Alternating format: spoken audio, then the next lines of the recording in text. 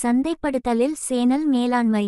Channel மேலாண்மை என்பது நிறுவனத்திலிருந்து இறுதி வாடிக்கையாளருக்கு தயாரிப்புகளை திறம்பட வழங்க இடைத்தரகர்களை, மொத்த விற்பனையாளர்கள், விநியோகஸ்தர்கள், சில்லறை விற்பனையாளர்கள் அல்லது ஆன்லைன் தளங்கள் போன்றவை தேர்ந்தெடுத்து நிர்வகித்தல் மற்றும் ஊக்குவித்தல் ஆகும்.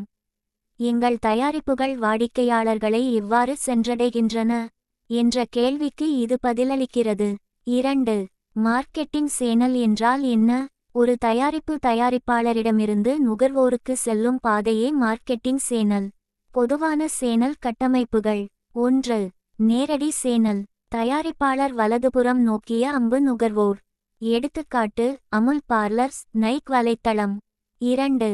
மறைமுக சேனல். தயாரிப்பாளர் வலதுபுறம் நோக்கிய அம்பு மொத்த விற்பனையாளர் வலதுபுறம் நோக்கிய அம்பு சில்லறை விற்பனையாளர் வலதுபுறம் நோக்கிய அம்பு நுகர்வோர். எடுத்துக்காட்டு: HUF சோப்புகள் போன்ற FMCG தயாரிப்புகள். 3. கலப்பின சேனல்.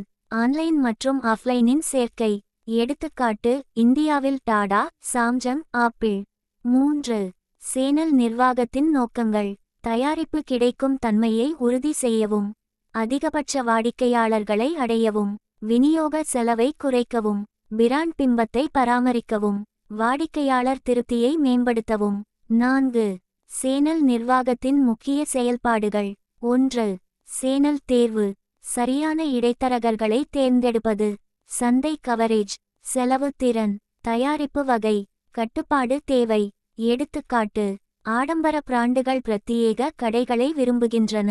FMCG பிராண்டுகள் பரந்த சில்லறை நெட்வொர்க்குகளை பயன்படுத்துகின்றன. 2. சேனல் உந்துதல். சேனல் கூட்டாளர்களை அதிகமாக விற்பனை செய்ய ஊக்குவித்தல். முறைகள் பின்வருமாறு: வர்த்தக தள்ளுபடிகள், விற்பனை ஊக்கத்தொகைகள், திட்டங்கள் மற்றும் சலுகைகள், பயிற்சி திட்டங்கள். எடுத்துக்காட்டு: HUL அதிக விற்பனைக்கு சில்லறை விற்பனையாளர்களுக்கு ஊக்கத்தொகைகள் மற்றும் வெகுமதிகளை வழங்குகிறது. 3. சேனல் ஒருங்கிணைப்பு. இடையே மென்மையான ஒத்துழைப்பை உறுதி செய்தல். நிறுவனம், விநியோகஸ்தர், சில்லறை விற்பனையாளர். இது மோதல்கள் மற்றும் தாமதங்களை தவிர்க்கிறது. 4. சேனல் மதிப்பீடு. விற்பனை அளவு, சந்தை கவரேஜ், சரக்கு நிலைகள், வாடிக்கையாளர் கருத்து.